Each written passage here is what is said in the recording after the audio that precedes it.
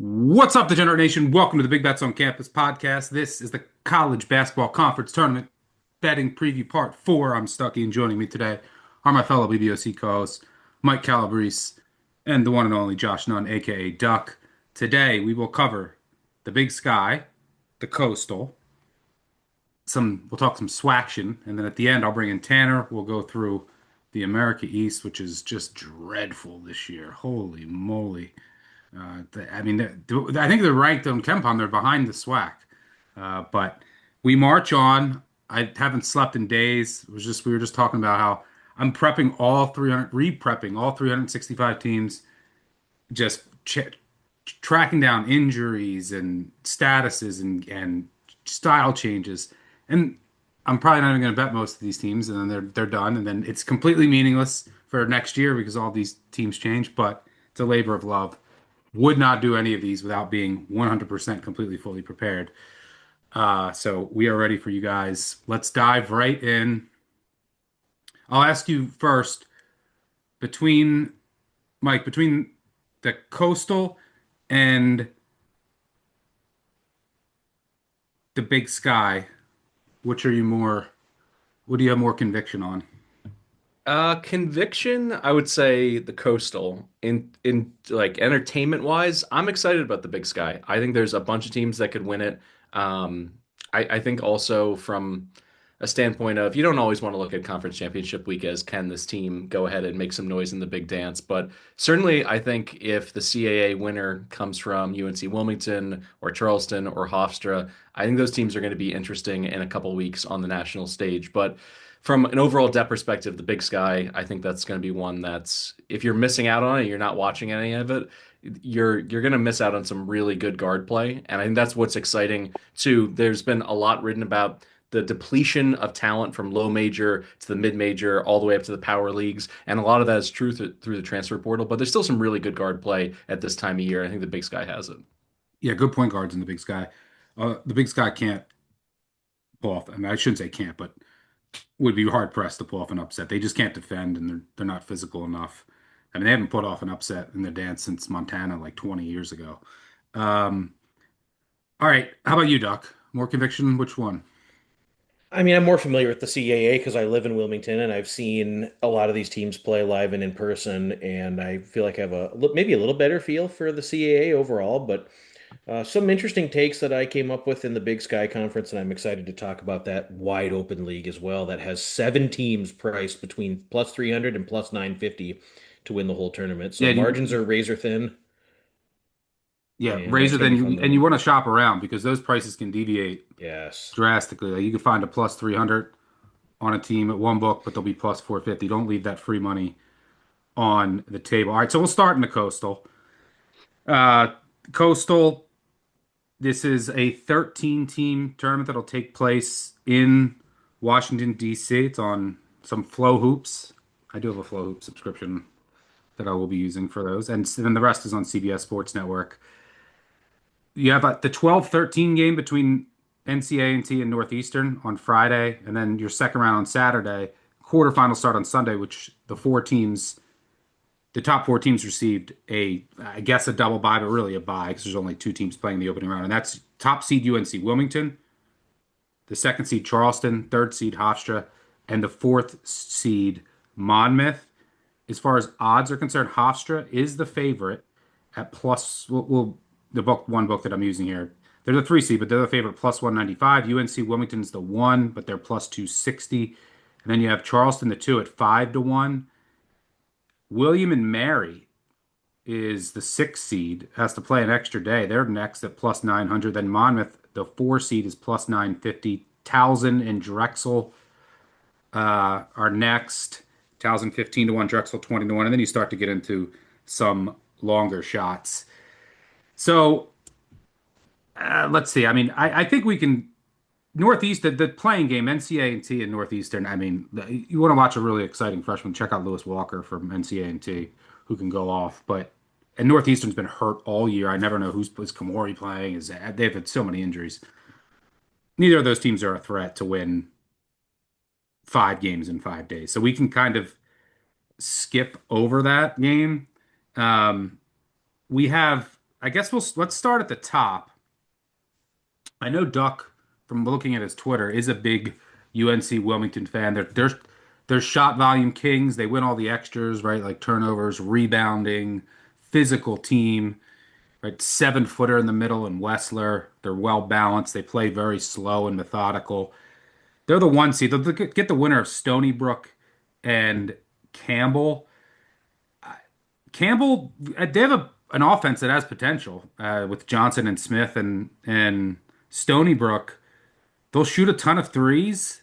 So there's some variance there. If they're not hitting at a high clip, the offense is just dreadful, though. I mean, they just need Eric Pratt to go bananas. And then UNCW would just kill them in like all the extra categories. So I think if you're a UNCW fan, you want to see Stony Brook just because Campbell can be a dangerous offense on any given day. And then if UNC Wilmington get the winner of the 8-9, Stony Brook Campbell, Monmouth, the 4, will get the winner of Drexel in the playing game. Drexel and Towson are basically the same teams, except like Drexel will make a shot occasionally. Towson won't, but will get offensive rebounds and doesn't turn it over. But neither can shoot. Their defenses are really good. They're kind of clones, and they just play ugly, ugly games.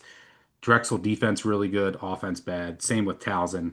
But Drexel, Monmouth, I'm sort of interested in Monmouth. And the reason, around 10-1, right? They get a bye to the quarters. This Monmouth team is a completely different animal with a point guard. And they didn't have a point guard for most of the season until McLean became eligible. So there was some NCAA rule that they said he could practice. He was going through all the team activities, but he wasn't playing with the team until, let's see, his first game of the season was on February 5th. Since then, they've gone 6-2. Their only two losses were at Charleston and at UNC Wilmington. They have a top 100 offense over that stretch, and he's been amazing. You look at the two Drexel games. They got blown out by Drexel at home early in the season. They didn't have a point guard. And then with McLean, they blew out Drexel at Drexel, and McLean was amazing. And you can go, I mean, this team basically was playing without a point guard. They had Jack Collins running point, who was not a point guard by any stretch. I mean, he had a 28% turnover rate. So they now have someone who's actually running the offense, who also can shoot the three as well, something that Collins can't do. So he adds another dimension there. They're playing faster. They just have a higher potential. Now, it's not a great matchup against UNC Wilmington because the best part of Monmouth's defense is they turn you over. UNC Wilmington doesn't really turn it over. Monmouth is good on the offensive glass. That's hard to do against UNC Wilmington. But from a price perspective, I don't know. I think Monmouth is getting a bit disrespected because they've been a different team since McLean became eligible, and they actually have a point guard. So those are some of my thoughts on the top half. Duck, I'll go to you. Thoughts across the board on the top half of the bracket. Yeah, I mean, I don't see anyone seated eighth or lower as having any value. Drexel's too inconsistent offensively, and a real bad matchup for them against Monmouth and then NC Wilmington if they were to advance past that point. Campbell, Stony Brook, Hampton, it just gets worse and worse down the line. I think only the top 7 would have any sort of conceivable chance of winning this tournament. Towson at 15-1 is interesting to me because it's a team that has one of the better defenses in this conference. They're an excellent rebounding team, and they can really pull you into the deep end with how slow they play and just some of that ferocity that they play with on defense. They limit second chances. They force you into bad shots. They were the preseason favorite to win this league. Now they're 15-1. You look at guys like Doumbia, Tejada, Dylan Williamson. They can all do some creative things offensively. And you just get a setting against Towson where you're in the neutral environment. The game's going to be played at 60 or 61 possessions.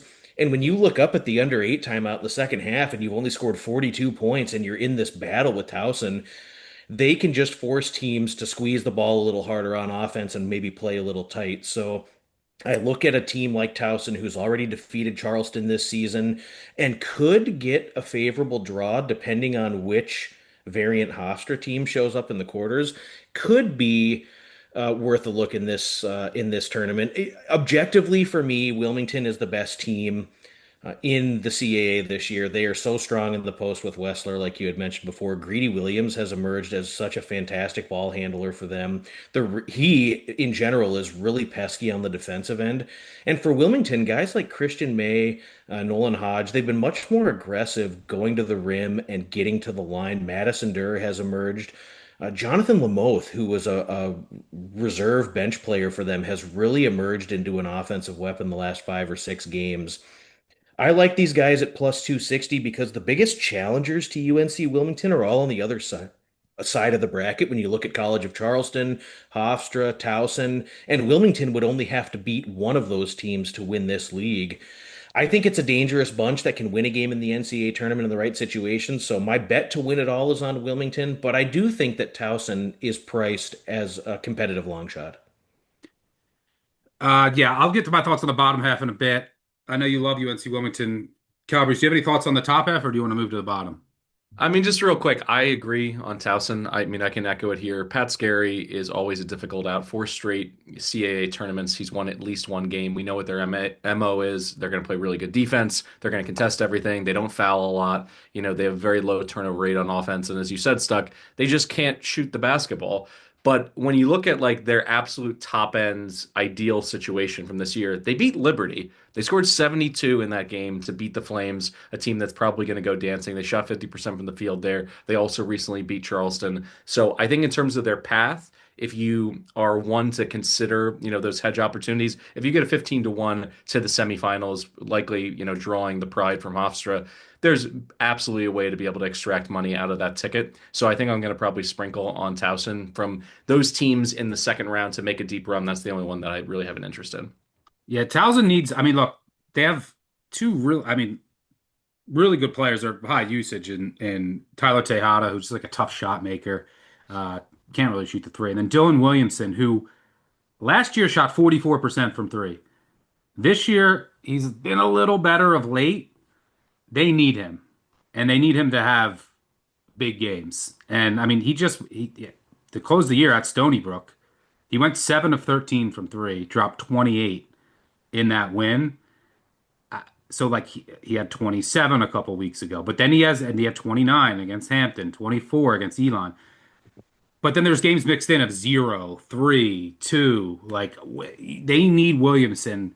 It's just hard. Can they get a good Williamson for 4 games in a row, or at least like three?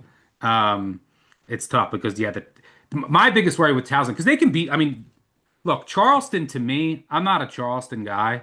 Um, I mean, I love counter, but other than that, like their offense is they're kind of like shot volume losers too. They cannot shoot the ball at all. Um, they are huge inside, and you could see some zone from them, from Mac. And they did lose their only meeting to Towson, and in that game, Towson was like, I mean, let me pull up the actual numbers. They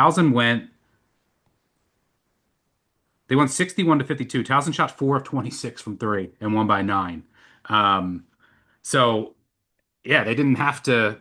I mean, Williamson in that game was 0 of 7 from two, 1 of 8 from three. He was 1 of 15 in that game, and they still beat Charleston. I don't know if they have the offense to beat Hofstra, and UNC Wilmington is just kind of like a better version of Towson, in my opinion, which scares me. But you don't have to worry about that. You just want to get them to the final. Now, so I don't hate the look. Towson's just going to try to grind games down. But they can just get any shot making, they certainly should beat Hampton, and they can beat Charleston. In the very bottom half, you have William and Mary the 6 versus Elon the 11. Winner will take on Hofstra. Hofstra is the best analytical team. They're set. They think per KenPom they're the second best offense and the second best defense. Team can shoot. They have probably the best backcourt in Cruz Davis and Edmean. I mean, just an unbelievable pick and roll offense. They play slow though. They're methodical. Here's what's interesting about that bottom half. Hofstra. So if you start first, William and Mary, who's a high variance team. I mean, you want to talk about games of runs. They play super, super fast. Awesome offense. A lot of great cutting and motion. Their defense is horrendous. There'll be tons of runs in their games. They play Elon to start. Elon swept them, and is and they did it one of the games without Klaczek, who I think is their most important player. He's been like in and out of the lineup at the end of the year. He missed a bunch of games. I don't know how healthy he is. Elon, amazingly, that'd be the last team I'd guess is first in Haslametrics away from home metric for what that's worth. They also won at Hofstra, and William and Mary also beat Hofstra. So Hofstra's 0-2 against these two teams in their only meetings. And then Elon the 11 swept the 6, William and Mary. They both had the offensive chops on the right day to give Hofstra a game, which they did during the regular season, and they both won. Um, I can't get myself to get there on any long shot on William and Mary and Elon, but that you could potentially. I don't know who's going to win that game. That William and Mary and Elon game, no idea. There'll be runs in that game. That's all I know. But I would think William and Mary more so than Elon can pick off Hofstra because that offense, when it's clicking, is electric. Do you have any thoughts there, Duck, on the bottom half? I mean, William and Mary is super interesting. This team swept UNCW during the regular season. They defeated Hofstra already this year. They can play with anybody in this league and they can lose against anybody in this conference. It's just a group that has been widely variant and so inconsistent down the stretch. They If you're swept gonna the bet, one.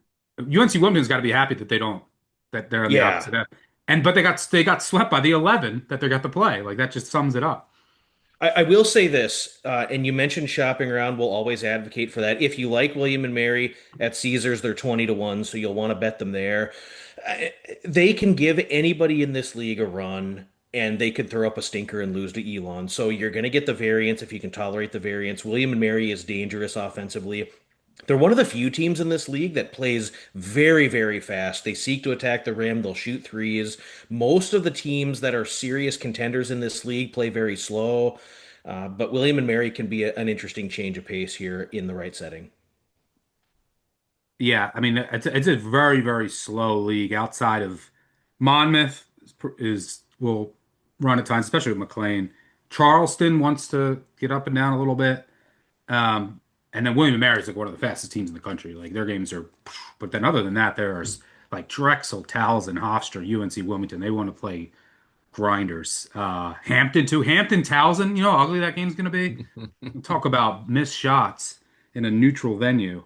And a Oof. ton of foul shots. Hampton gets to the line and they cannot keep their opponents off the stripe. They're fouling at an alarmingly high rate. Yeah, Hampton did beat Towson earlier this year in a game that I would expect this to be kind of like. It was 63-62. And then Towson beat them by 32 at him when Williamson had one of his days. He went, and that was without Teata, I think. Yeah, Teata didn't play that game. Williamson went 6 of 12 from 2, 5 of 8 from 3, dropped 29. That's when Towson's at its best. All right, picks here. I'm going to say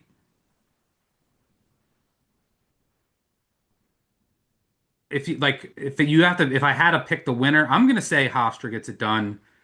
But for value and betting, I'm going to be sprinkling some on Monmouth. Calabrese?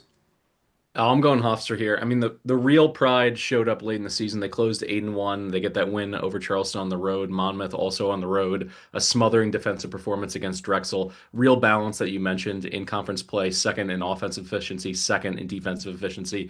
You mentioned the guard play in Davis and Ed Mead. Also, Plotnikov. Like he's somebody who can go hot and make 5 or 6 triples in a game. But the real story to me is their defense, which played at an elite level from late January on. In that window, the 13th ranked defense in the entire country, according to Torvik, leading the country in effective field goal percentage defense. Now, part of that has been, they've been running a bit lucky in terms of teams not knocking down shots, but they continue to rebound the ball well. They're not giving up many clean looks.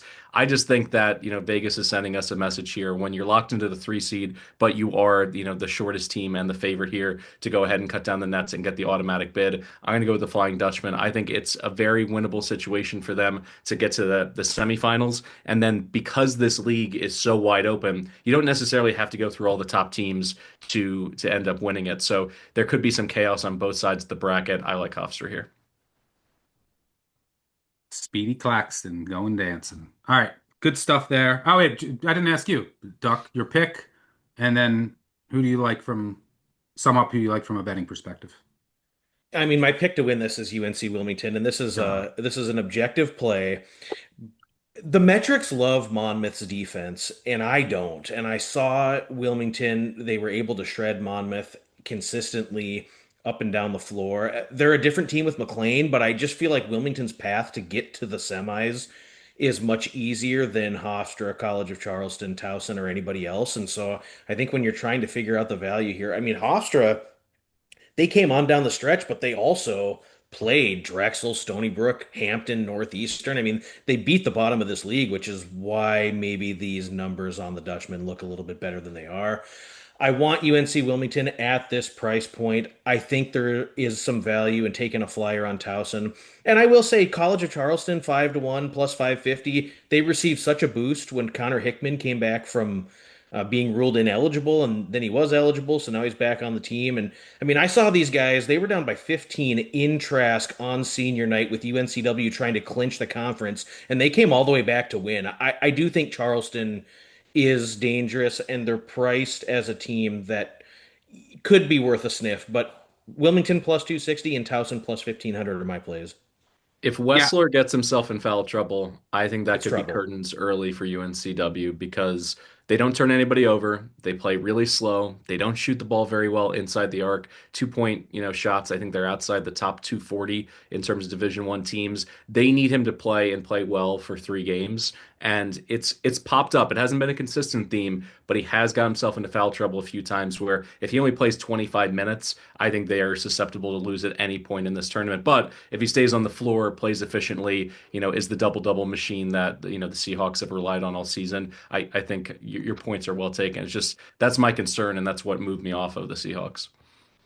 yeah, I will say a couple other final points for Monmouth. Like, yeah, they're not a better defensive team with McLean. Like he's very small and he just unlocks their offense. Like they were basically, like I said, they were playing without a point guard. They also don't have any depth. Especially, I don't know this Cornelius Robinson isn't great, but he was hurt to end the year. I don't know his status, but especially without him, it's like they play like 6 guys. So and they got to win 3 games in 3 days. So those are some things that are against Monmouth, but they're definitely a way different offense now that they actually have a point guard. They were playing without a point guard for the whole year up until February, and McLean's been incredible, and then Rivera Torres is very good for them as well. All right, good stuff there. Let's move on to the Big Sky Starch Madness, Boise, Idaho. This tournament will take place. Let me pull up the bracket. This tournament will take place. All 10 teams made it, and this will kick off the first round games on March 7th. Quarterfinals March 8th and 9th. Top 2 seeds will get an extra day in between the semifinals. So the top 6 seeds get a bye. Your playing games are Idaho State, Northern Arizona, Idaho, Sacramento State. Odds all over the place, wide open league. Portland State is the 1 seed. They finally closed out. They had a huge lead and almost blew it, but they're not the favorite to win this league. The 2 seed is Montana State. The 3 seed Eastern Washington, who was red hot down the stretch. The 4 seed Montana. The 5 seed Northern Colorado was red hot down the stretch. And then you have the 6 seed Weber State, who was pretty hot down the stretch. This is wide open. I can knock out Idaho State, Northern Arizona is the 9-10. I mean, look, Idaho State, they're 35-1. They're slow. Their pick and roll defense is abysmal. They're good on the glass. They work through the post a lot, but their offense is just okay. Their D has major, major issues. I don't like where that team has trended. So Idaho State, I can't see them making a deep run. And then you have Northern Arizona, who's just bad. I mean, they're slow. They can shoot, which is all they can do. They have some guys who can shoot. They're super young, freshman backcourt. They cannot Their defend. defense stuck. They can't defend anything, anything. and they can't get any rebounds. So like occasionally they'll have one of their, guys get hot from the perimeter, but like this team can't make a run. So I'm Xing them out. But Portland State's going to get the winner. That's like their biggest benefit is you get Idaho State and Northern Arizona. But Portland State could lose to anyone. I mean, Portland State is one of the worst 1 seeds in the country. This is a team, their defense is very good. And Portland State, by the way, is plus 430. They're about like the 4th favorite, despite being the 1 seed. Terry Miller is an unbelievable player. Can score all over the court.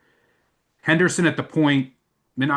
Minot at the rim. They have a really good rim defense. Their defense is really good. They can force turnovers. On offense, it's ugly. They have to get offensive rebounds or like score off turnovers. They can't shoot. Um, and yeah, they basically need like offensive rebounds and steals. And the other thing, the reason I don't like this Portland State team, and the reason they're the one seed is basically no one could make a three against them. And they won like every close game. They had all these crazy comebacks. And it finally caught up with them at the end of the season. They have no depth. And you saw that at the end of the year on the Thursday to Saturday games. They had no legs. I mean, this is a team that lost 4 of 6 to close the year. I don't think, I mean, they are what, 340th in bench minutes.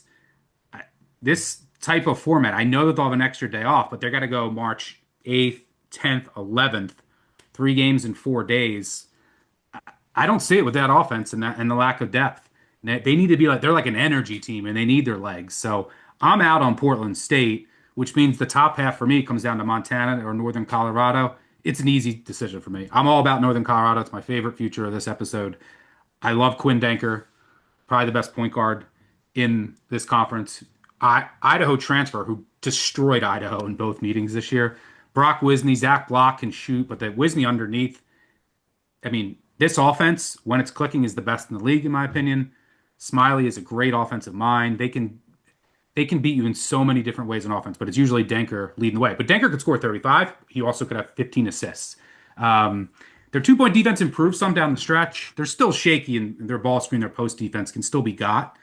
But I like the draw because they're going to play Portland State, and Portland State needs offensive rebounds. Northern Colorado can limit them, and it's just I think it's a really good match with Northern Colorado. And then Montana, I'm not a Montana guy. Northern Colorado just beat them by 30 to close the year. And Montana, look, Money Williams is great, but they're just too reliant on him. And they are shot volume losers. They are 362nd in the country in field goal attempt rate because they turn it over. They don't get offensive rebounds, which is why they're first in effective field goal percentage, but 10th in offensive efficiency. So, yeah, I'm not a Montana guy. I think Northern Colorado gets to the title. They're my favorite future. You got to shop around. I need like better than 4-1. Like some books, they're 3-1. Some they're plus 450. Quinn Denker is my guy. I'm riding him. I like this draw. Like they avoided the hotter teams, more dangerous teams in the bottom half. Like I think I didn't want to see Eastern Washington. I didn't want to see Weber. I didn't want to see Montana State. All those teams have to battle each other in the bottom. And I think Portland State's very vulnerable. I'm not a Montana guy. Give me Northern Colorado coming out at the top. Calabrese, what are you seeing in the top half? We essentially have the same script. We're reading from the same hymnal here.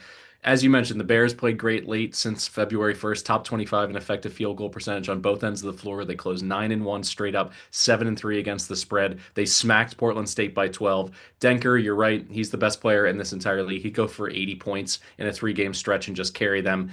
And the other argument here is that you start to look at some of these low major leagues and how teams play at home. You obviously throw that out the window. The Bears are number one in the Big Sky and Haslametric away from home rating, and I think that comes into play in a major way. You mentioned how tenacious they are on the glass. Wisney and then Ring Nairi as well. These are guys that can go after and get boards on both ends. So I love them both from how they're playing, the opponents that they're going to have to roll through. And I mean, Duck and I were kind of talking, ahead of this episode. We kind of go through some of the teams, at the top that we think are kind of destined for an early exit. The most fugazi team, I think, in low major basketball is Portland State as a 1 seed. For them to be priced at 4-1, I just don't think that aligns with the reality and the kind of play they've had. And Jalen Henderson, by the way, high variance, high usage kind of team leader. He can go for damn near triple double as he did in the season finale. He goes for 20, 10, and 7. And then there's other nights where he shoots 4 for 17 against Eastern Washington, 8 turnovers in a game against Montana.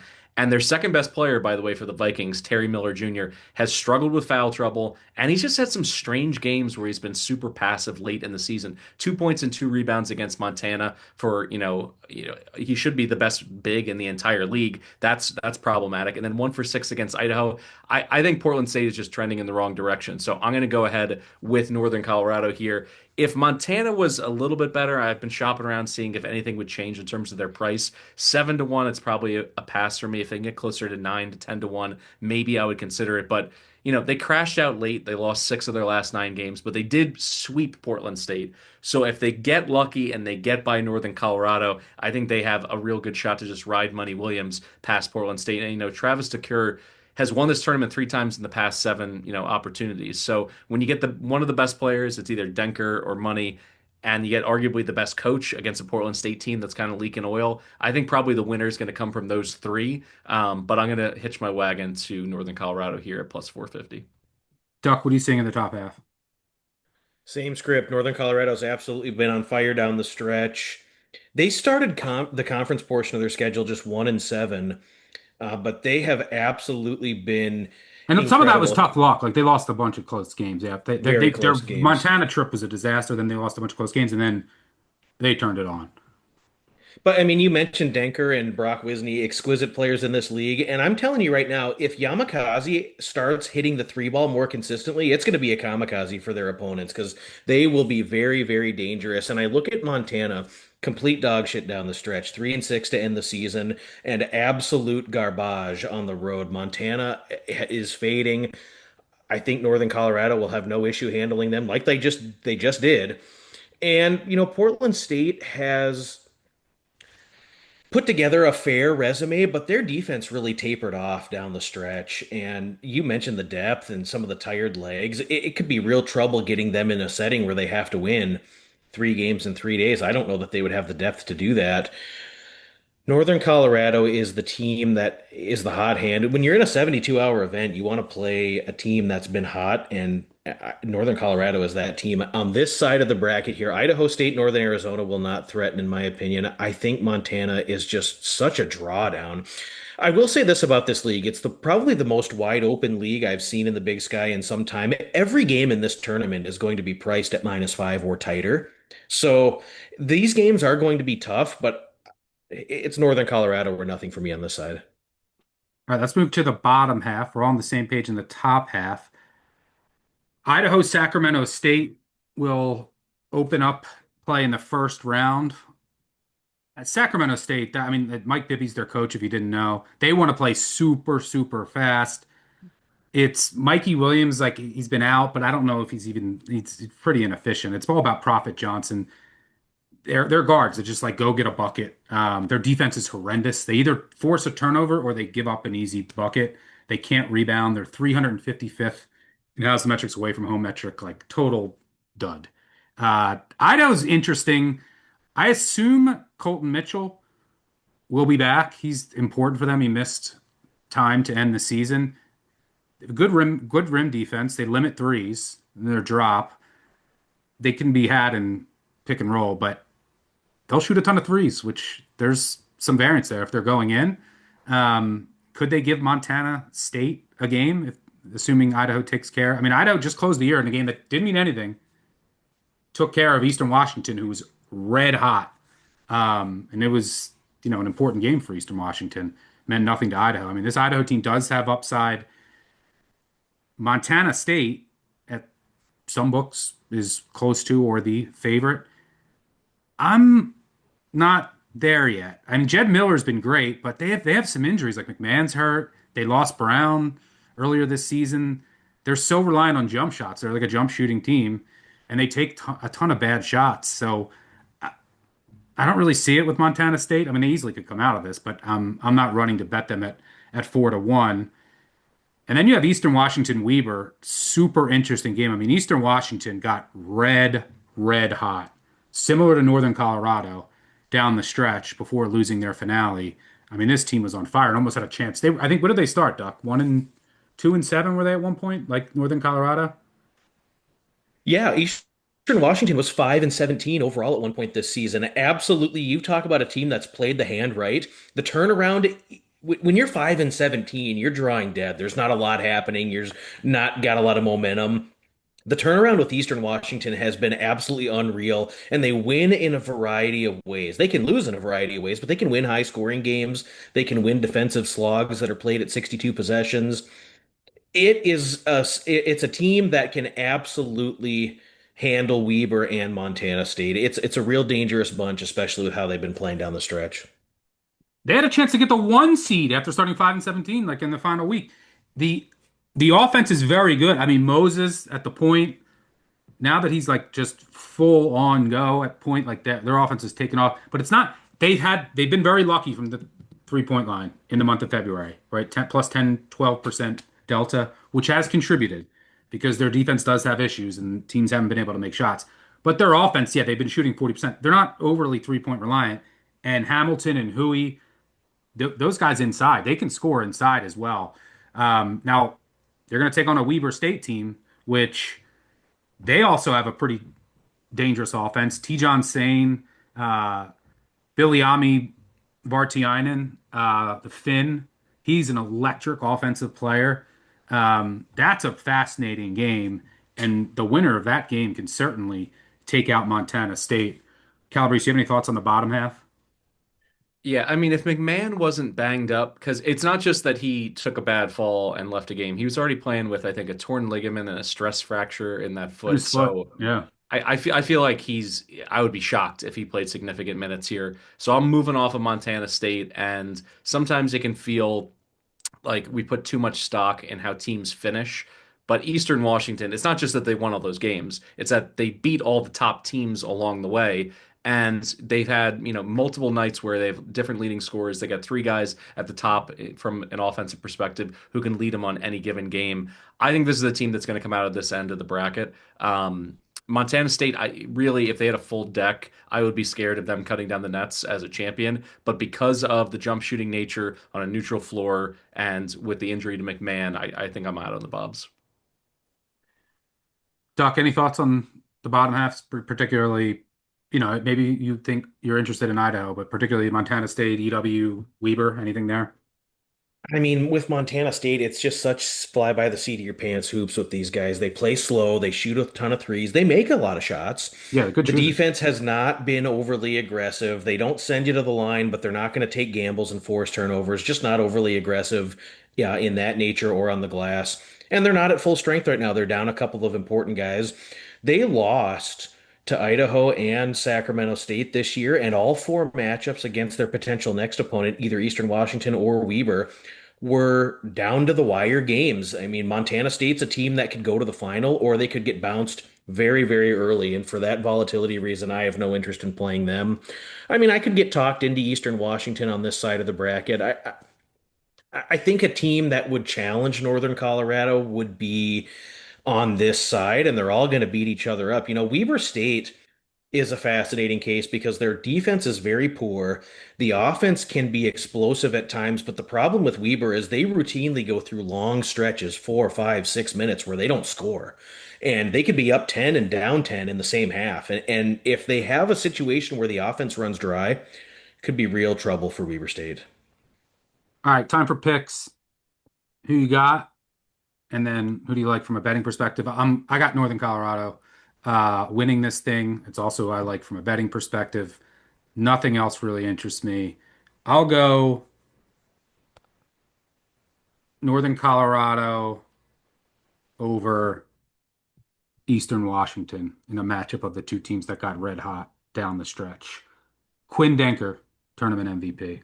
Don't let me down, brother. Duck, how about you? Same thing, and we didn't compare notes before this, but I have Northern Colorado winning the whole thing, and I would place a wager on them at that plus 425, plus 450 type of range, and then maybe a wager that would be about half of that amount on Eastern Washington on the other side is exactly what I had written down. Calabrese. This is a simple podcast. All three of us have the same title game, same champion. Anything north of 4-1 at Northern Colorado. I think they're the class here, and I feel comfortable in the low major leagues rolling with a top player. Money Williams, I think, just is going to be let down by his teammates. Quinn Denker is either a 1A or 1B situation as player of the year in this league, so I'll go ahead with him. All right, good stuff. Can't wait for Starch Madness, but we have to talk some swaction. Now, we don't have the bracket. It starts Monday, Yeah. so like we can't put this on the Sunday pods, and then we're doing the rest of our pods. So we're just going to talk about it here. The other thing with the SWAC, you never know who's playing. Every single team. I swear, like I never seen a league that, and this is every year. Maybe because it's like a tempo league. If you like tempo, free throws, and turnovers, and inefficient and non teams that can't shoot, the SWAC is for you. 12 team tournament. They had used to be eight. Now then it was 10 last year. Now it's 12. All 12 make it. Hey, Um, listen, that letter writing campaign from all of us Mississippi Valley State fans, we finally got the Delta Devils in there. They deserve an opportunity to play their way to the big dance. So I mean, some injuries to watch if you're like really into this. Morris for Alcorn, Joseph for Prairie View, Doc Bradley for Bethune-Cookman. He's been in a boot. He's a microwave scorer when he's healthy. I think he's out for the year, but I don't know. Abdul Gawad, I think he's Egyptian. Big for Southern. He's really good, but he hasn't been playing. He didn't make their recent Bama trip. I don't know his status. Texas Southern, Upstead, don't know what's going on with him. Jackson State I mean, they're basically just a one-man team. Deshaun Ruffin, how many shots can you get up and can you score 40? Otherwise, they're losing. But they're now shorthanded. Lots of injuries everywhere. There are some odds out there if you shop around at the Bethune and Southern are like the co-favorites. Bethune is the most talented team. They got the Hetty brothers. Jacoby Hetty's been incredible for them, but they don't have a point guard. They don't really have a true point guard, so like turnovers can be an issue. They are electric in transition, and they want to just attack the rim. Their half court offense can be ugly though, but in this league, you usually can get out in transition, and they are usually the better team in that aspect. Southern, they also want to run, but their transition D is really bad. Like that might be what separates them and Bethune, because Bethune's transition D is actually good. Southern forces a lot of turnovers. They mix up their defense. Their half court O is a bit more functional than Bethune. I don't know the status of Abdul Gawad, who's important, but those are the two co-favorites. Like some notes on other teams like Alabama A&M, or I think you can get them around like 7-8 to 1. Now again, the only thing we know is Mississippi Valley State is the lowest seed and Bethune will be the top seed. Everything else in between is up for grabs. Alabama A&M statistically is the best offense, but their defense is so bad. They'll mix in some zone, but they want to slow the game down on offense. Their transition D is bad. They couldn't keep up with the top two teams when they played them this year. Um, Grambling is all D, no offense. They have major turnover issues. Pine Bluff, decent offense. Their D is very bad. Alabama State offense is brutal. Defense is okay. Florida A&M, you're going to see some zone, some press. They got a good transition defense, but their offense is just so bad. They're the rebounders of the league. That's how they have to win. Mention Jackson State. It's basically Deshaun Ruffin. Ole Miss transfer. It's going to take a billion shots, especially if they remain shorthanded. Prairie View is super fast. Like there's a lot of teams that are tempo. Prairie View is super fast. They're good on the glass, but they don't have a point guard. So turnovers they have are a disaster for them. Don't know the status of Joseph. Alcorn State, like, try to force turnovers. I don't know the status of Morris. And then Missouri Valley State, the worst team in the league. Very consistent. They started dead last on KenPom. They still are dead last on KenPom. An interesting thing about Mississippi Valley State, can't say I watched their most recent game. If you go to KenPom, and this will be my contribution to the SWAC pod. You go to KenPom, you click on Mississippi Valley State, and you click on their last game against Alcorn State. And by the way, they won 2 of 4. Mississippi Valley State has won 2 of 4. Don't let the Delta Devils get hot. If you if you just click on Mississippi Valley State on KenPom and you scroll down, and then you scroll down to the depth chart over the past 5 games, they have it says on point guard PJ McDonald. You can't click on. He's a ghost player. It happens sometimes in the SWAC. So I'm like, who the hell is PJ McDonald? So I found a box score. He did play in their most recent game. He hasn't played all year. And I don't know who he is. There's nothing on the basketball roster about him. There's a football player on Mississippi Valley State who's like a defensive lineman. He's like 275. And then I looked at the hometown for the guy in the box score, and it's that guy. They played a football player 5 minutes of point guard. I don't know. I don't know what's going on there. It's completely meaningless. But I was like, this is the rabbit holes I go down at 4 in the morning.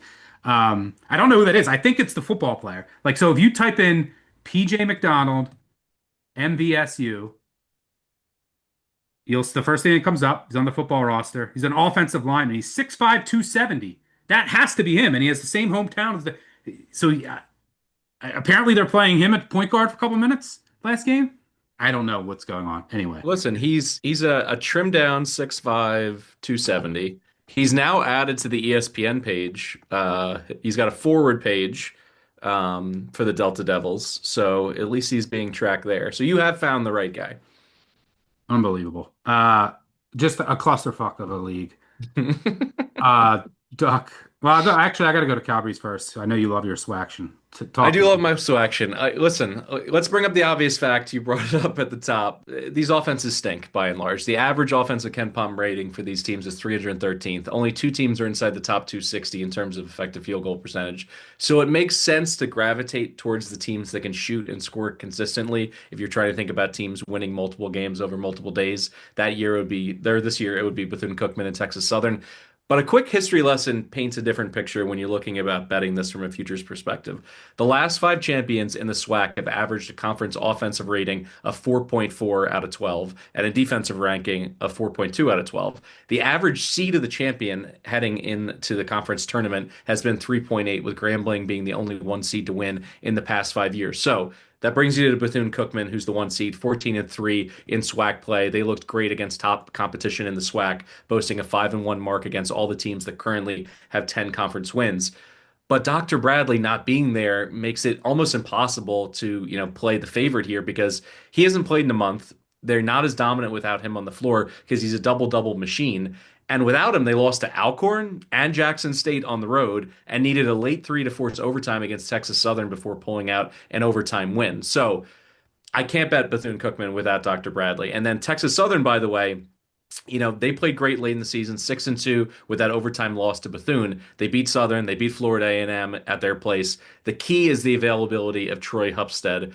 He left the game against Mississippi Valley State. There was nothing written about it. So I You're went never through going to find anything on this yeah, stuff. I went to SWAC TV and I watched the exact play in which he got hurt. It looks like a calf injury. He could barely shoot his foul shots, comes off the floor, hasn't played since. I'm going to wait right up until the 11th hour. If I can get availability on him, if he's going to play, I'm going to go ahead and lock it in because he's a 15-9 guy. He gets all the tough buckets. He's impressive from a defensive perspective around the rim. And the last month with him playing most of the time, they finished 28th in effective field goal percentage per Torvik. So if I can get them at, let's call it plus 350 or better to win this thing, and I know that he's going, and I know that Dr. Bradley's on the sideline, I'll take one of the best players in the SWAC, Johnny Jones, who's won this tournament 3 times in the past 6 years. He's gone dancing 6 times in his career, across really a pretty storied career. I know that it didn't work out at LSU, but this guy can coach. He's done more with less multiple times in his career. I think Texas Southern is the angle here, but you're just not going to find information about a lot of these teams. They play it so close to the vest, they barely have beat reporters. So if you have to, just like me, go through SWAC TV. It's free. You can at least get some of the play-by-play and color commentary to get a feel for these teams leading into the tournament. Well, you mentioned that Alcorn beat Bethune. Why? I mentioned Alcorn, they just want to force turnovers. Like that's one of their strengths. That's what happened. And Bethune doesn't have a point guard, and Alcorn controlled the tempo. Do you know Bethune-Cookman in that game, they lost 57-55. That's a pure Alcorn game. Bethune-Cookman had a 36% turnover rate. 36%. They turned it over 23 times in a game in the 50s. Alcorn beat them. Alcorn was 1 of 8 from 3 and beat Bethune because they forced turnovers. That is what would be Bethune's downfalls. If you can slow them down and then turn them over and you don't let them in transition. Duck, what are your thoughts on some SWAC? I mean, imagine in today's day and age of college basketball and everything we've seen, watching a basketball game where a team only shoots 8 threes. That's the SWAC for you. Um, Bethune's probably the best team in this league. Southern is priced in a way that kind of leads me to want to not because they're second right now, but there's not a lot of margin between 2 through 5. And at plus 250, if you really search hard to find some odds, Southern's just not really attractive. I mean, I wish the doctor was playing for Bethune because it would make it a little bit easier for me, but I do think Texas Southern is a team that is coming on of late. They've won 10 out of 14 to close or to finish out the season up to this point. They've got some athletic dudes who can score.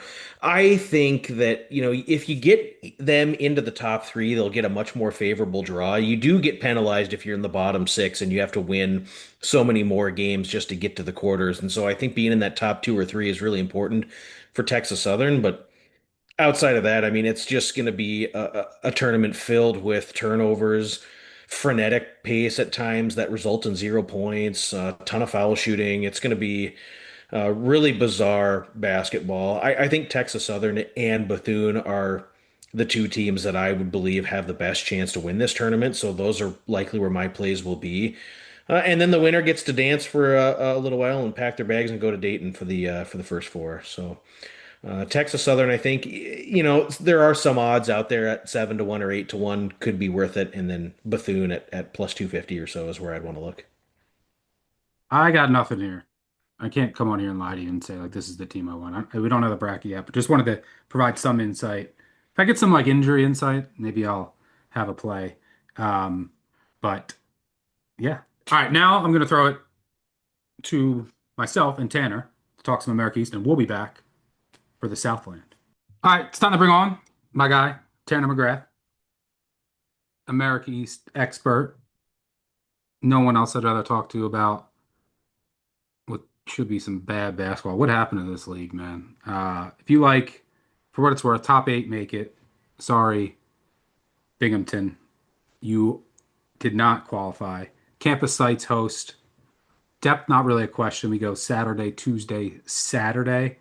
Top seed, UMBC. They're minus 200-ish. Minus 260 last I saw. Yeah, I'm looking at a book now. They're also they came down a bit, minus 200, which is my fair price. Um, Vermont plus 220. I would need like 3-1, I think, to consider them. But those are the two best teams.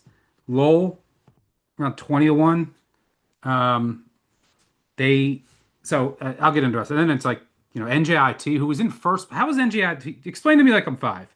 How was NJIT a couple weeks ago? And by the way, this league is second worst in the country. Only the MEAC It's is really worse. bad. And I mean, if you just like filter on Torvik since Jan 1, just to show you how bad this league has been.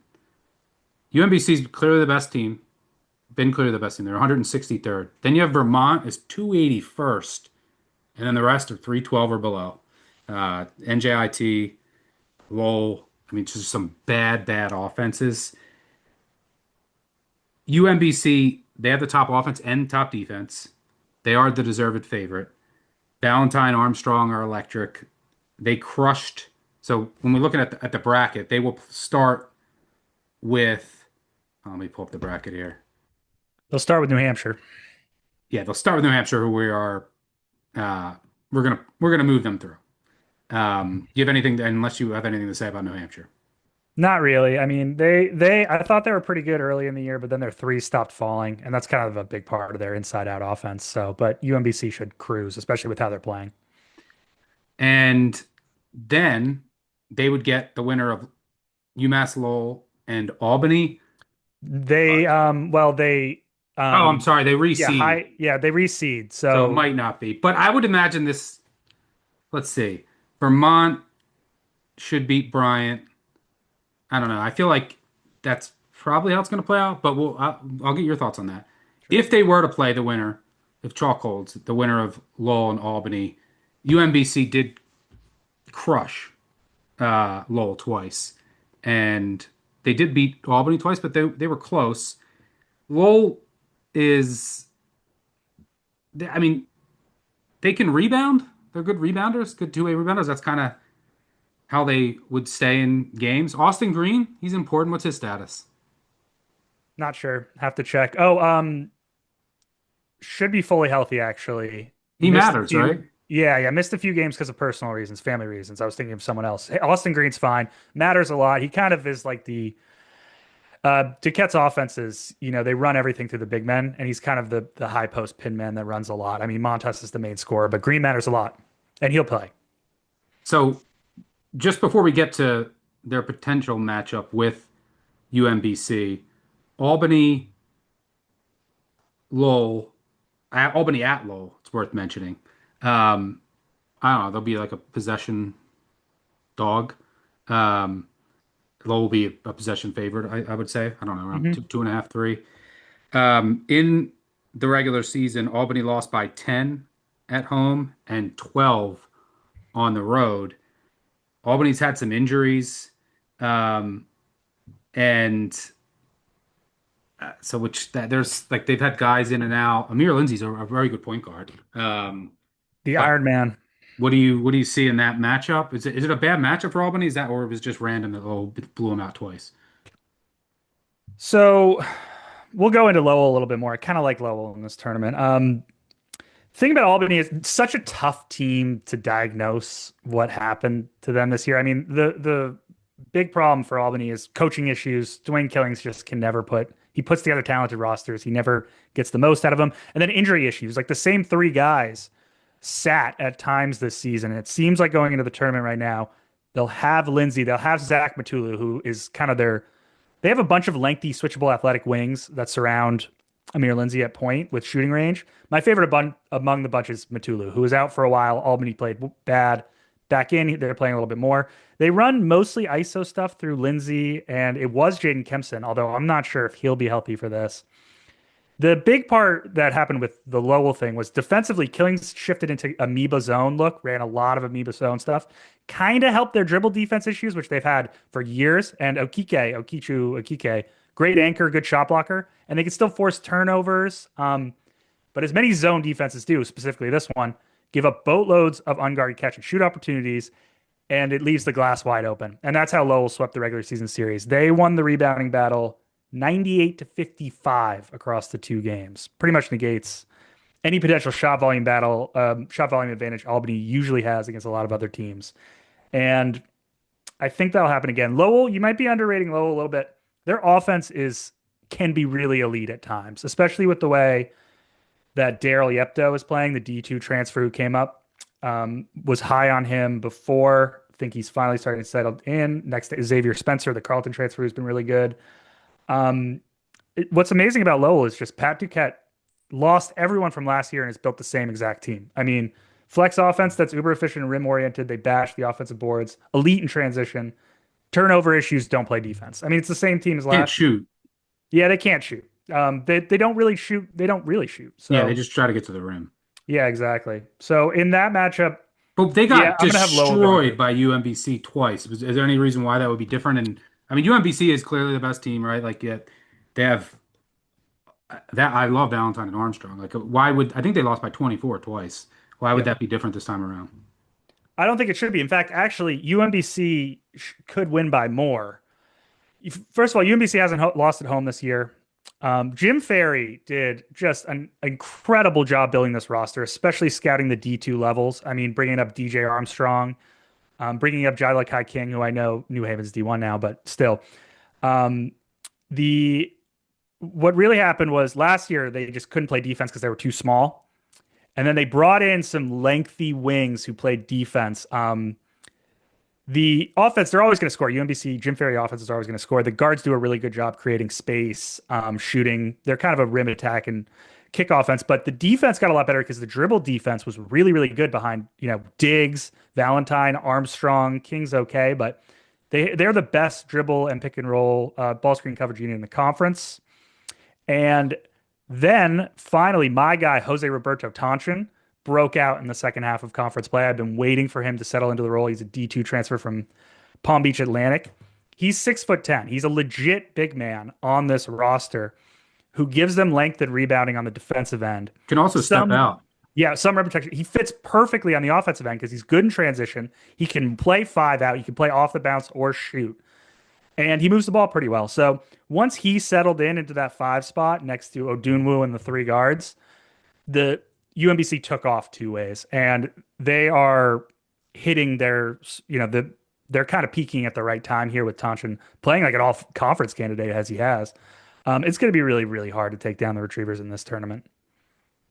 All right. So if we assume that UMBC, like you would think about Lowell 20-1.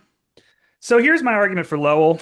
And I talked about how Pat Duquette did a really good job this year, kind of like rebuilding that team. I thought they were going to be terrible. They really weren't. They're just the same team. They're a really good offense, don't play defense, grab a lot of offensive rebounds.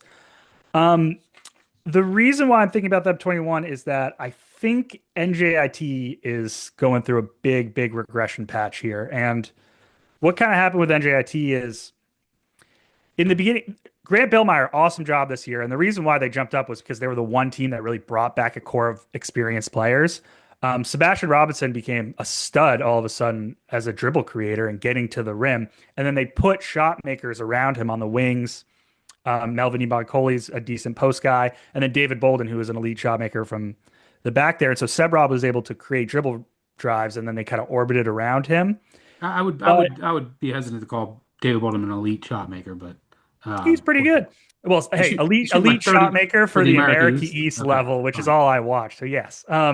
But in the second half of the season, the shots stopped falling, and that started to show their underlying bad process, which is they still take too many dribble, mid-range jumpers. And Seb Rob, you could see later in the year, he stopped getting to the rim and he started settling too much for those high post turnarounds and fades and stuff. I think they finished last in average 2-point shot distance. On the other end, they were a really good interior defense. They just shelled up and they walled off the rim. They were really good against the dribble, forced a ton of turnovers down there. This is something I haven't really diagnosed yet. I'm trying to watch film on it because I still think Melvin Ibankoli is arguably the best interior defender in the conference. Same with Jordan Rogers, who I think is good. Interior defense just started showing cracks. I mean, Vermont and Albany ripped them apart down the stretch. And so I think they're starting to tank. And if they play Maine in the first round, yes. And Maine might not be healthy, unfortunately, because I don't know about TJ Beal, but Chris Markwood is the best coach in the conference. I mean, the injuries killed the Black Bears this year. He dragged that team to 6 wins, really with 2 things: the development of his guards, Logan Carey and Makai Gray, as dribble creators in the scheme, and then they patented 2-3 aggressive zone defense, which wreaks havoc on opponents with, the hard guards on top of it. Also, Ace Flag started making his jumpers, making him a good, kind of pick and pop guy in the offense, and he's a good defender on the other side. So if Maine upsets NJIT, which I think could happen if they're healthy, then Lowell would avoid UMBC until the final. And I don't know if Lowell could take down, say, Vermont, but I would think they'd have a better chance than against UMBC, which is just peaking at the right time. So if I was going to throw a dart, I think one of the top 2 teams wins it, but I'd think about Lowell 20-1, who, again, just an elite offense who, if they make a few shots, can keep up with anyone, high variance games, stuff like that. All right, moving down to the bottom half, we just talked a little bit about NJIT Maine. Yeah, I mean, NJIT really faded down the stretch. Lost 4 straight to close out the season, including a 17-point loss at Bryant. They lost 3 straight at home as well. Maine, yeah, you mentioned some of the reasons why their offense might have a little bit more upside now. They are known for their defense, can force turnovers. Really bad on the glass both ways, but that's baked into their scheme. Super extended defense. Yeah, aggressive and so NJIT Maine. You think Maine? I mean, what's NJIT's going to be? 3-4 point favorites. You think Maine's worth a look there? Yeah, I do. I mean, depending on if TJ Beal is healthy, he missed the last few games of the regular season. My Black Bear guy, he says it's not a big deal. He was hurt in warmups, but doesn't get confirmation if he's playing either way. He said very New England Patriots mystery on that injury. Also, Bashir Nagalang probably won't be playing. Tough year for Markwood, but they're just catching NJIT at a great time. I think that with the way their offense is working, I think that they could have a little bit of a tough time. Maine's threes have to fall, though, because Maine's ball screen motion offense works really well when the shots are falling, because then you kind of have to bring the space out, and then you can just get downhill a little bit easier. When they're not falling, everything dries up. But with NJIT just fading like they are, and I don't really believe in them in this tournament. I mean, that's what happened in the regular season. They each won on each other's home court. Yeah. When Maine lost at home, and they went 6 of 28 from 3. And Maine won at NJIT when they went 9 of 20 from 3. Yeah, and I mean, I think all things considered, both teams kind of shoot equally, and I actually think Maine right now could make a few more shots than NJIT is making right now. That offense is just starting to break. Maine could easily pull that out or keep it within one possession. I think they'll probably be a 4-point dog, so I think that's worth a look. Yeah, depending on what the number ends up It might being. be shorter with the way NJIT's playing later. All right, Mhm. Vermont Bryant. I mean, so two teams that we're used to. I mean, the recent history. Last year, Bryant was a top 150 team, went to the NCAA tournament. You want to talk about a fall off? They lost everybody, like a lot of teams in the America East. They lost their coach. Martelli left for VCU, and they still have a lot of length, but it's now just bad length. They're slow now and bad. Like last year, they were long, exciting, top 10 in adjusted tempo. Now they're 331st. They are bottom 20 offense, bottom 20 defense. They did beat UMBC at home somehow. They did blow out NJIT late in the year at home. But like, what is to like about this Bryant team? And I mean, they play Vermont to start, and in and they lost by, they're gonna have to go to Vermont. They lost by 27 at Vermont, and then they lost by 10 at home to Vermont. And it's noteworthy that Vermont is not the same team that they've been. They're plus 265. They are the second best team. They still want to play slow. They have the second best offense and the second best defense in terms of adjusted efficiency. Two really good offensive players in Yalden, Gus, and Hurley. But this defense is just not the same. I mean, you see a Becker defense that, I mean, usually, a lot of times top 100, usually top 150. I mean, they're 253rd in adjusted efficiency, and they really, really miss your guy, O'Leary, I And think. Bogues to a And certain extent. Bogues, yeah, Yep. his out on the perimeter. So it's just not the same defense. Is So yeah, this Bryan team is a polar opposite from what we saw last year. I don't think that Bryan can go into Vermont and win that game. But you're closer to Vermont than me, and you would know better. Is Vermont on upset alert? No, and I'll touch on both teams just for a second here. I mean, I mean, they're going to be a Brian, huge favorite. yes, they will. And, yeah, kind of a gross season for Bryant. Thought they botched the coaching hire with Agreed. Jamie and Christian. That was just bad. He was out in Italy. He was coaching in Italy, so they were late in the portal, had to go very young. Their star portal grab, Quincy Allen, he got hurt, never saw the court. Toward the beginning of the year, the defense was decent. Christian leaned into the length and switchability of his defense to just play drop, switch, protect the rim, did not catch and shoot opportunities. The offense went through like three phases. Started with this plotting motion-based offense that generated late shot clock threes for a bunch of non-shooters, like no shooting on this squad. And then they started trying to play a screen-centric offense run by the Frosh point guard Ty DeBallis, who just wasn't ready as a freshman to run that type of offense. He also had the shooting yips this year, one of the worst conference shooting performances I can remember from any player. Finally, they found something on offense by leaning into more big-to-big dribble handoff actions. Keegan Harvey finally started playing better late in conference play. Timothy Rudovisky, one of the more enticing young prospects at the low major levels, like really big, can put the ball on the court to makes tons of shots. And then Aaron Davis, microwave shorter scorer. All three of those guys are big, can put the ball on the floor and shoot. But as the offense found life, the defense regressed. Some of that was due to some unlucky shooting variants. But again, like you said, not enough speed, really slow, kind of like plodding. And for Vermont, I don't know. So really two ways you can look at Vermont. Um, One is inconsistency. They've been inconsistent at times. Like I think about the Lowell game, the second Lowell game, which they won by 2. They couldn't keep Lowell off the boards, which is like a Becker staple. And then their transition defense was terrible, which is another Becker staple. The two Binghamton games, lack of physicality, got like bodied by Binghamton, who were down like 5 starters. The defense was really bad at the beginning of the year because they couldn't stop anyone off the bounce. And then Yalden is a cone on defense for as good as he is on offense. But the dribble defense has trended up. Noah Barnett got healthy. He kind of hides Yalden a little bit on the interior. Sean Blake got better against the dribble. TJ Long came back from injury. And Lucas Mari, Spanish pro who came in, figured out how to play off ball so he could provide more defensive length and switchability. On offense, the offense is a lot better than it was last year. Two-man game with Hurley and Gus is so deadly. can be impossible to stop when you just run them through dribble handoffs, ball screens. They'll run some flex actions with Hurley as the screener to get Gus open in the post, and his like back down, get to his right hand scoop layup can be impossible to stop at this level. Just, a motion based 4-round-1 Becker offense, a lot of simple off ball actions. They have really The good offense last year was ugly. Yes, it was really bad, but they have shot makers now.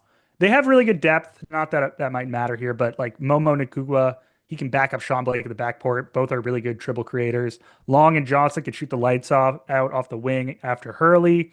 The offensive sets they can run with Johnson are awesome, but he gives up a ton defensively the other way. Mari can play up and down the lineup, gives him flexibility. I'd love to see Gus bust in the tournament. The one big thing about Vermont, in their 4 conference losses, opponents shot 38 for 87 from 3, 44%. So I do wonder if we're underrating Vermont just a little bit here. But in regards to that first round matchup, man, I just don't see it with Bryant. And the coaching is so bad. Bryant will chuck up a ton of threes, so there's some variance there. But they get but bad the coaching shots. mismatch, Becker at home. Yeah, and they get bad shots, and the amount of late game execution this year from Bryant, you saw in the last game of the regular season against New Hampshire, was so bad. It was like ridiculous how many late game leads they blew. So I don't believe in Bryant in that first round matchup, and I don't know. Vermont's it's good. They're not the dominant team that they used to be. Yeah, I mean the one thing you look at with Vermont to know that they're not the same dominant team is in recent seasons the bad teams in the league would get crushed. Yeah. Would get crushed in Burlington. This year, right, they beat Binghamton at home by 1. They barely beat Maine. They lost to NJIT at home. They beat Lowell by 2. So like a lot, these usually are like 15 to 20 point wins. So they're out, and a lot of that I think is just the defense isn't as good. But we should get a Vermont UMBC final, which is why they are head and shoulders above the rest of the class in the odds department. That game would be played at UMBC. First time they would host a final since they won the tournament when they beat Virginia. Is that right? Yes. So these teams, they split on each other's home court this year. Is there any reason to believe that Vermont with Becker, right? He's going to have some extra prep. He's going to prep time. It's not like it's a quick turnaround. Can they get it done in Baltimore? Or does UMBC just have too much offense?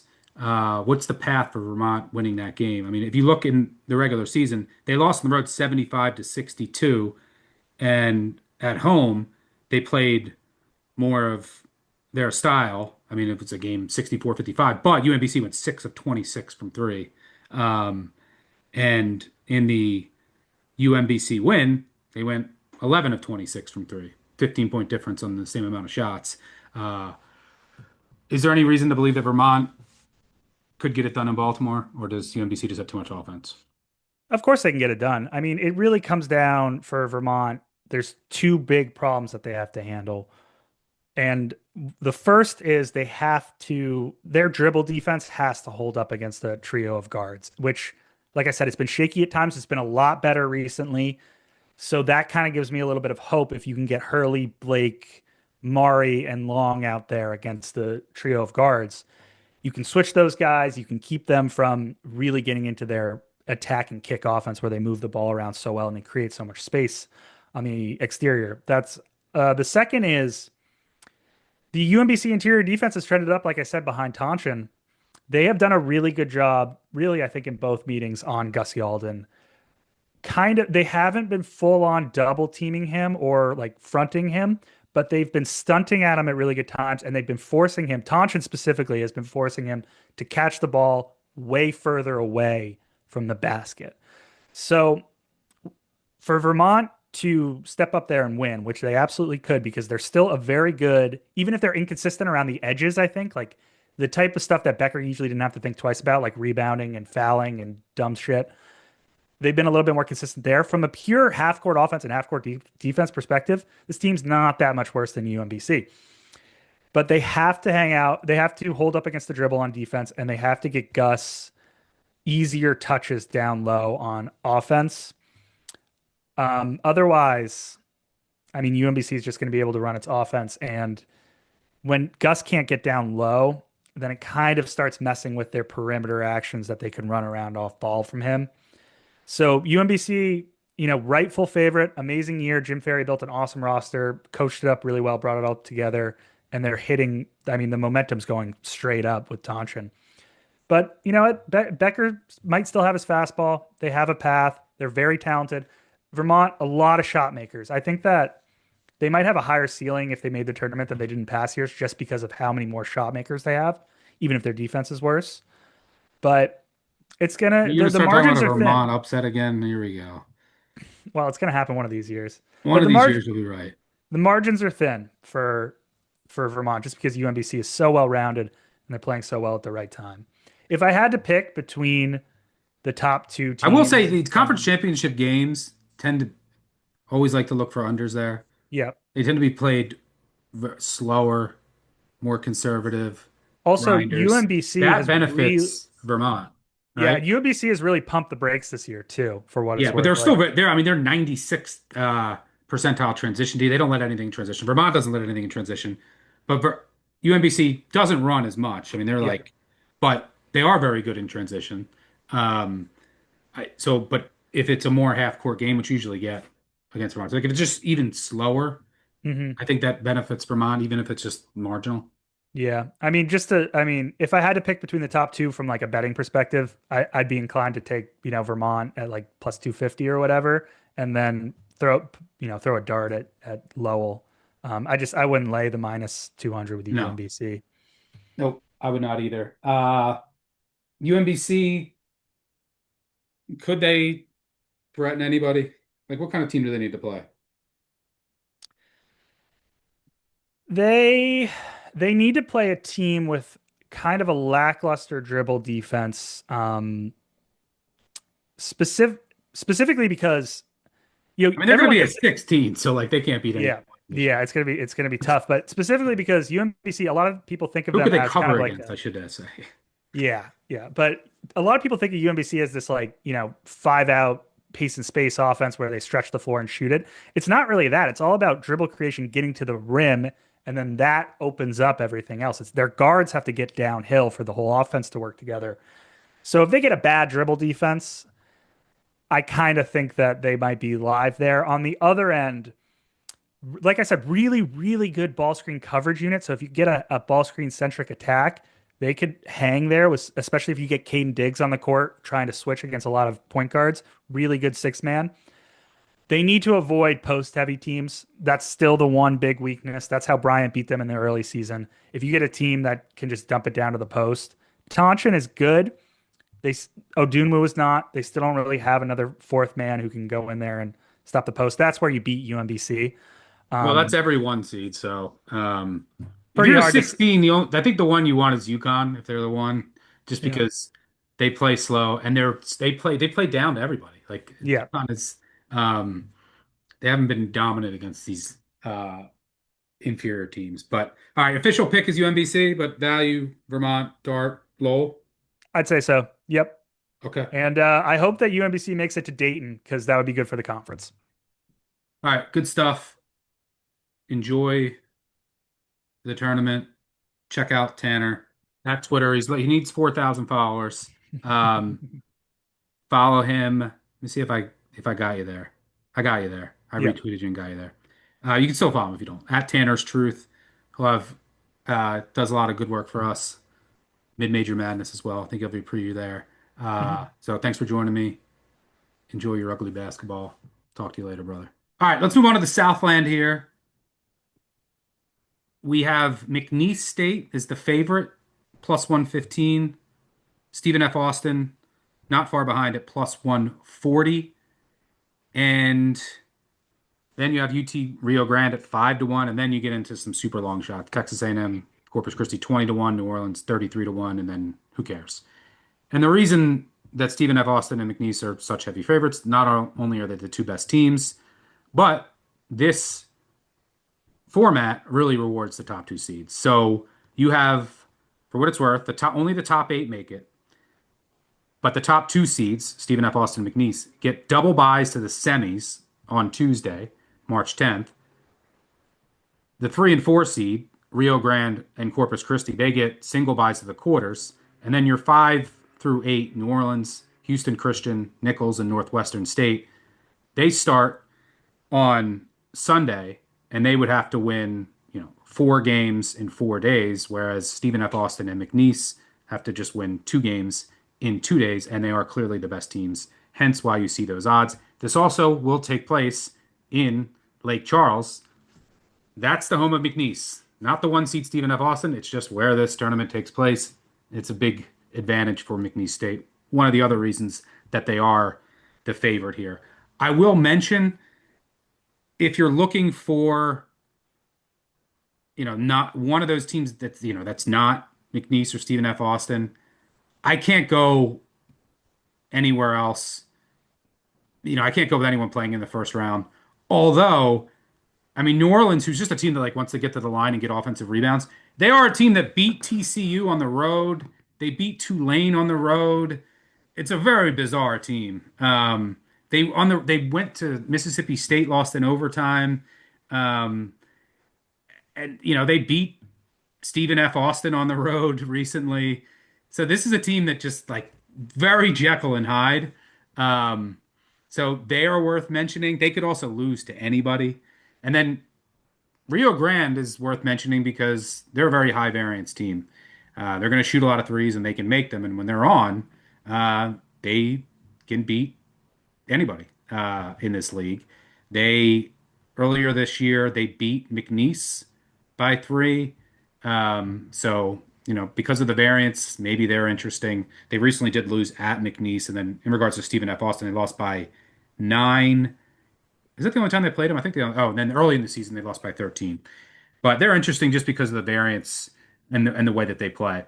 So, having said that, Calabrese, curious to get your thoughts on the Southland. Is this just really all about McNeese and Stephen F. Austin, who's been a very pleasant surprise? Stephen F. Austin, KenPom started 234 up to 88. Keon Thompson has been incredible for them. And they have some other very good players as well, but it's all about Keon Thompson. What are you seeing here? Yeah, to start with Rio Grande Valley, Corey Cotton is a flamethrower. He could make 5 or 6 threes and keep them around. But at 5-1, that's insulting. Given the format, given the fact that they're going to have to beat both McNeese and probably Stephen F. Austin, in some kind of order to be able to cut down the nets, I'd need closer to 20-1 to really consider anyone other than the Cowboys and the Lumberjacks here. It's also incredibly unfair. This is not just a random draw. This is the 4th straight year McNeese gets to play this tournament on their home floor. They got to get together in the Southland and pick some other, at least truly neutral site venue, or give it to Stephen F. Austin, give it to somebody else at some point.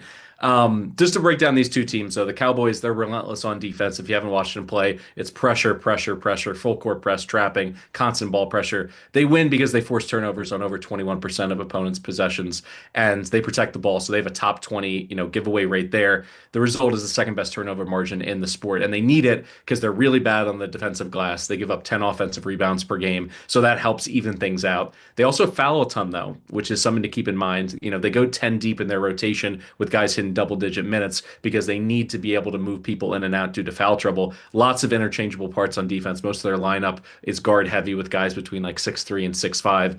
And then their go-to guy offensively, the whole engine of their offense, is Larry Johnson, a former 4-star who had power conference, scholarship offers from everywhere. The SEC, the Big 12, the ACC, Big East. Everyone took a shot at this kid.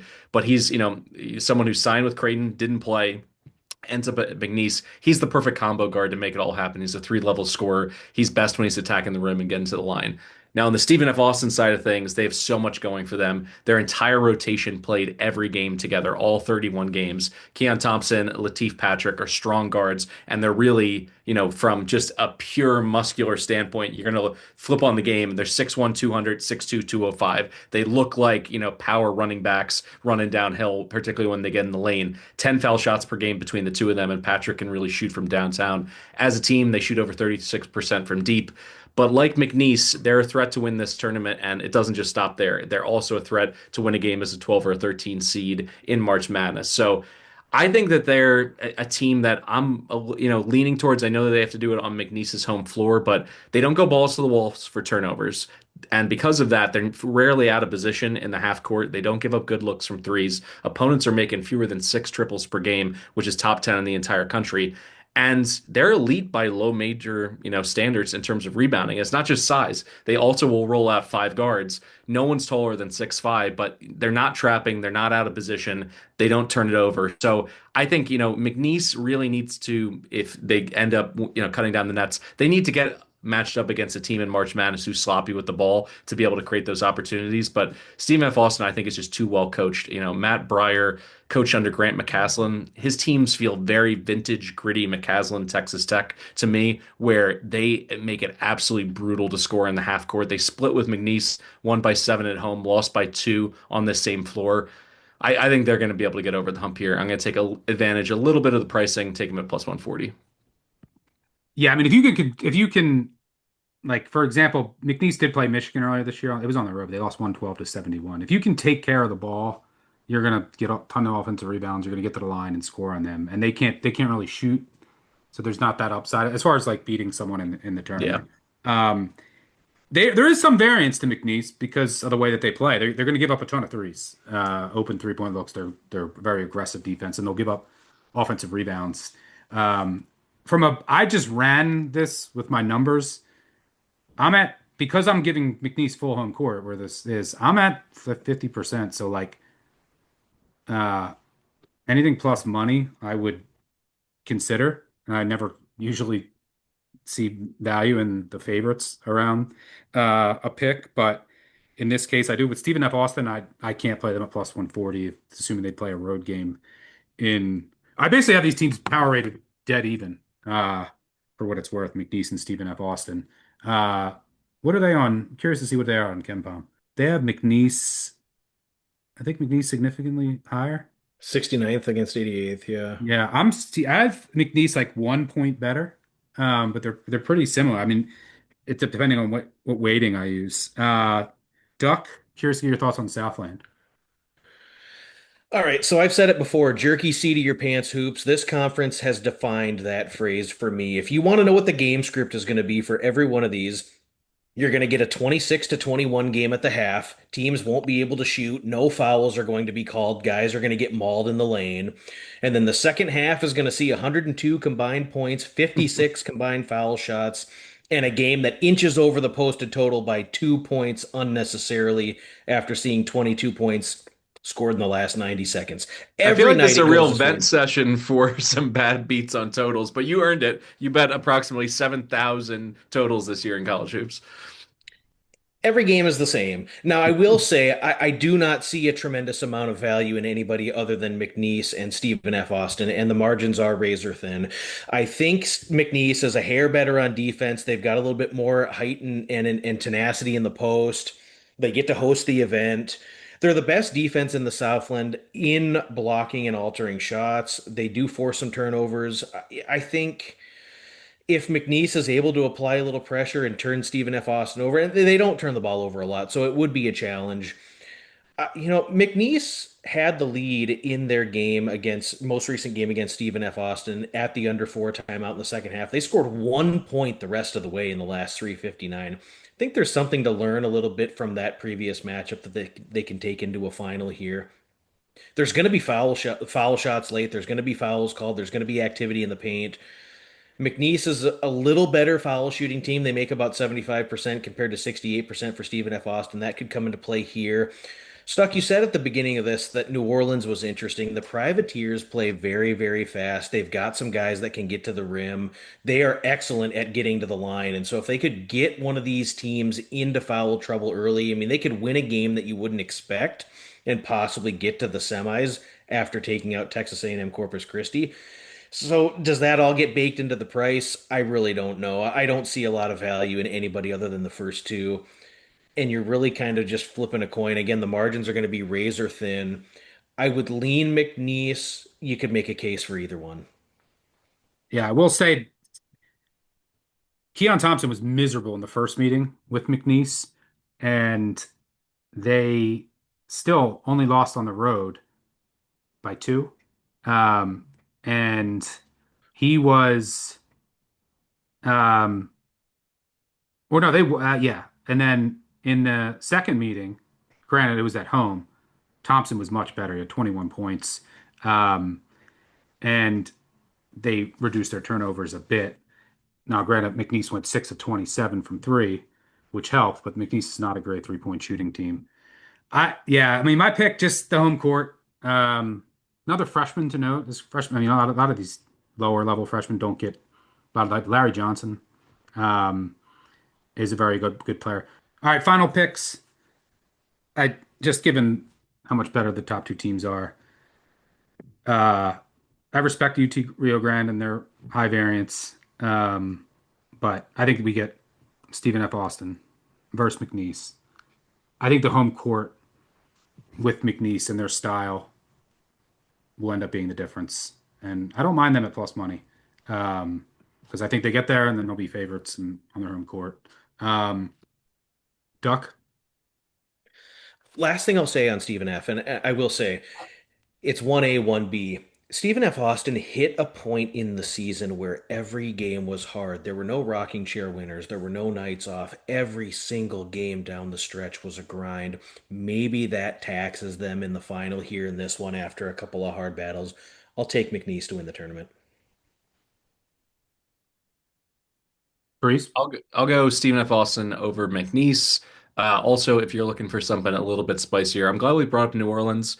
Take them against the spread in that first round matchup against who they got, Houston Christian, and then roll that over to the money line against Texas A&M Corpus Christi in the quarterfinals. I think that they're going to get there, and if you want to get extra spicy at the end of it, take them plus the points against Stephen F. Austin. I don't think they win outright, but they've clearly shown that they can punch up in the non-con and against the top teams in both McNeese and Stephen F. Austin. They weren't outclassed at all in those matchups. So, if you're just looking for a different way to make this interesting, and this is not a league where I think anyone outside of the top two teams are live to be able to cut down the nets, just an interesting way about attacking it.